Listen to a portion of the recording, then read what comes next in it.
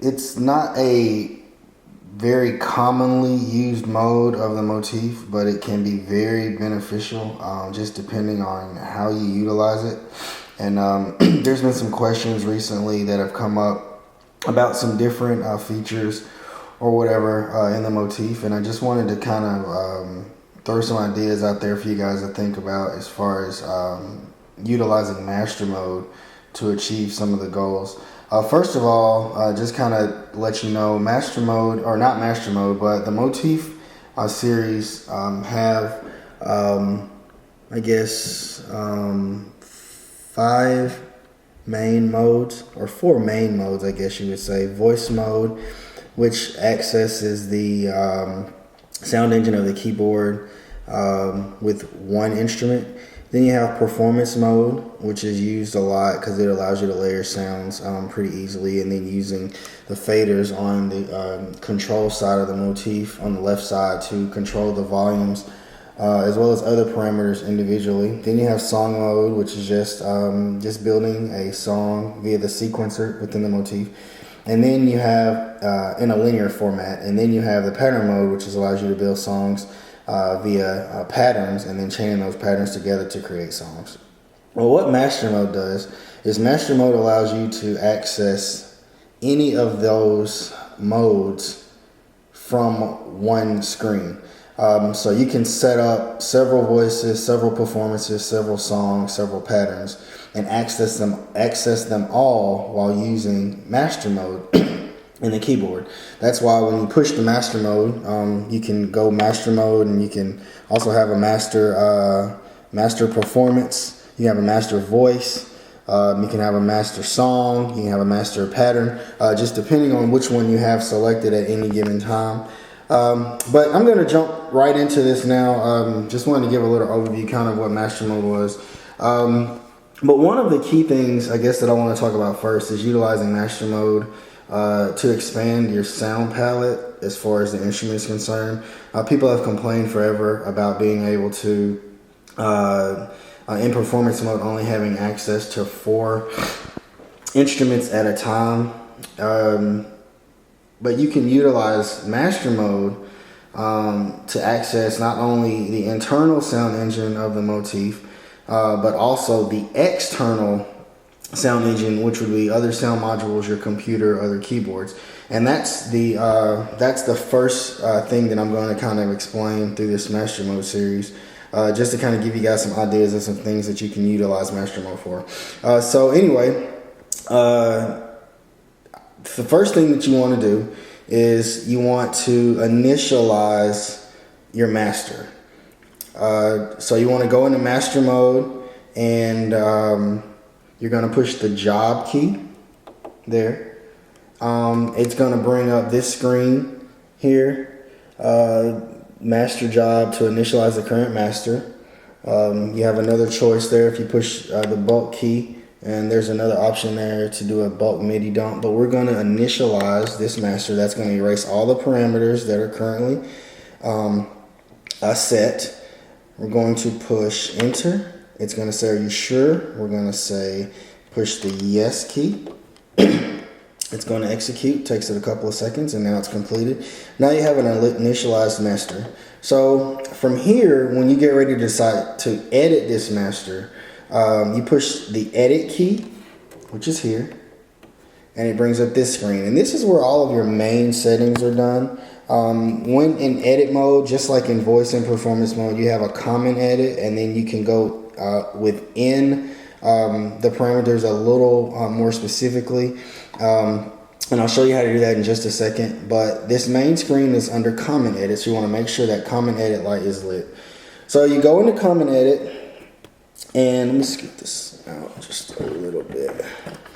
And this is where you see you have the different choices as to what kind of master mode set you're gonna make. So right now you see it's on voice, and you have voice and master selected. When you go to performance, it selects performance and master together. If you go to pattern, it selects pattern. And if you move it to song, it selects song, all while still in master mode. So what you're able to do is, while you're in master mode, you're able to access any of the performance, any of the voices, any of the songs, any of the patterns that you have saved, and so you don't have to keep switching modes. It's a really, really cool feature, and I'll explain that in a later video, kind of how you could utilize this as far as your live performances are concerned. But we're just going to start off just to show you how to extend the sound palette. So we want to, let's say we have a performance that we've made, and we want to not have only 4 instruments within our performance. We want to have 8 instruments, but we want to pull in sounds that are coming from an external sound source. So I already have a performance that I have made that's just the piano and a bass sound layered over a synth sound that I've had to use before in isolated instances. So that sound consists of, I'll show you, go back out here. That sound consists of 3 sounds. This is still master mode. It has a piano on fader 1. I'll show you that. So I just moved all the faders down to 0. So you don't hear anything right now. If I raise part 1, which will be fader 1, you should now be able to hear the piano. Fader 3 is the synth sound, the stabs. And then fader 4 is the bass. And that's how they're set up right there. Part 1, part 3, part 4. Okay, so generally that would be the performance. That would be all you would have access to in this sound. But utilizing master mode, you can open that up just a little bit and just kind of extend your sound palette.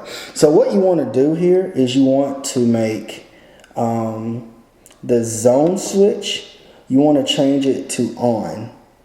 And what that does is that creates a situation where all of your faders are controlling an individual sound at one time, okay?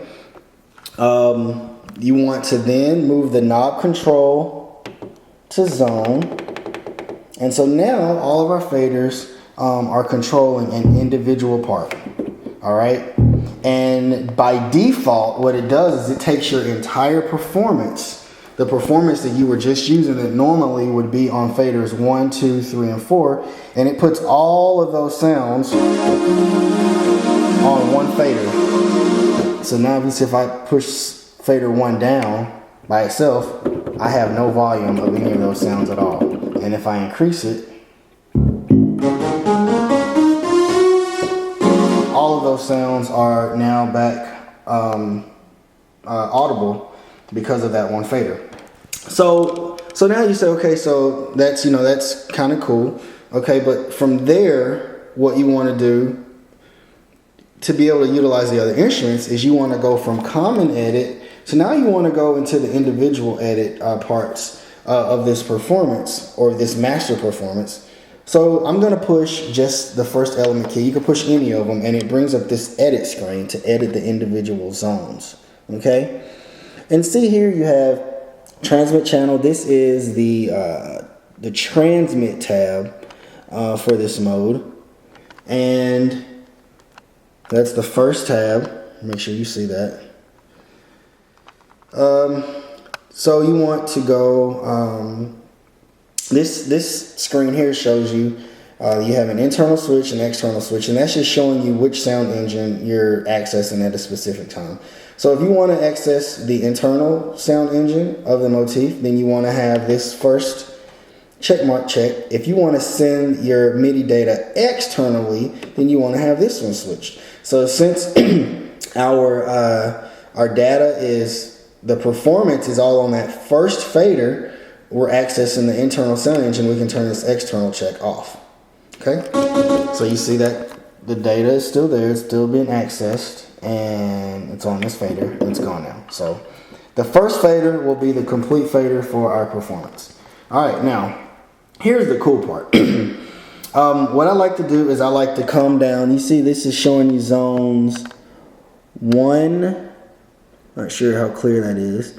1, 2, 3, 4. And if you push this arrow key over, now you have zones 5, 6, 7, and 8. And each one of these 8 zones is controlled by one of the 8 faders in the control surface side of your motif. So what you want to do is, since faders 1 through 4 were at one point being controlled by the faders, and I'm going to show you a cool trick that I just kind of learned a little while ago. I've never heard anybody say this or seen anybody talk about it before, but it's actually pretty cool. But once you turn this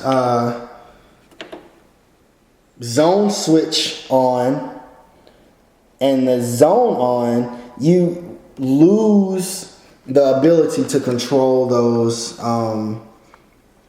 sounds within your performance individually, okay?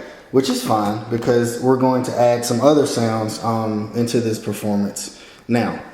So what we're going to do, we're going to go back to our edit zone screen. We're going to go over to the 5th zone. So that one will be controlled by the 5th fader. And I'm going to use my Kronos and my M3 in this example.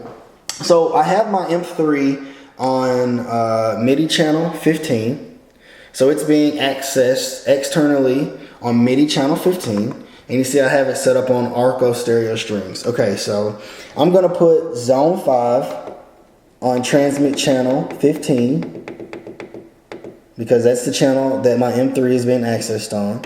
I'm going to turn the external switch on. See, while the external switch is off, I'm going to turn this fader down so you don't get it mixed up with the audio from that performance. So you see that number 5 is on.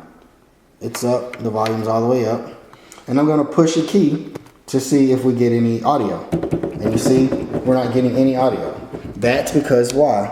The external switch is not selected. So once we push this external switch, it's telling the motif, okay, I want you to send this MIDI data outside of this keyboard onto MIDI channel 15. So we got that checked, and sure enough now, we have MIDI data being sent to the M3. And just to show that again, we'll change to a different sound. Techno organ leader. Okay, gonna go back to that string sound that we're using. So now the M3 is being accessed by the motif on MIDI channel 15, okay? And I'll show you also that if we move this fader down, that audio is gone. See, now you have added another external instrument to your performance within your motif. So we have those strings there. And now if we move fader 1 back up, we also have that performance from initially with the bass. Well, you see the strings are still there as well.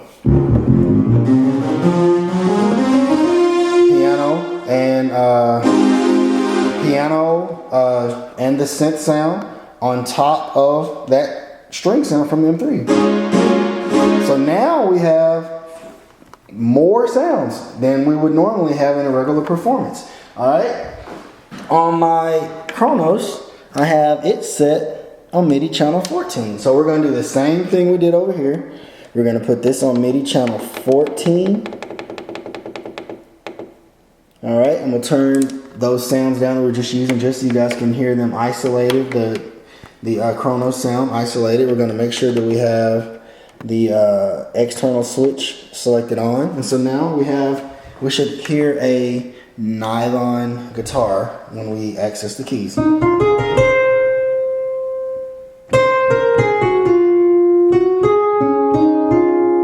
Alright, and that can be volume controlled by fader number 6 because it's on zone 6. So we'll turn fader 6 down, and now we only have the strings coming in from the M3. I'll turn those down.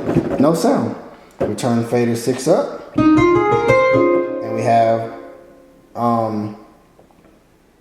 the guitar sound, and number 5, fader 5, we have the strings.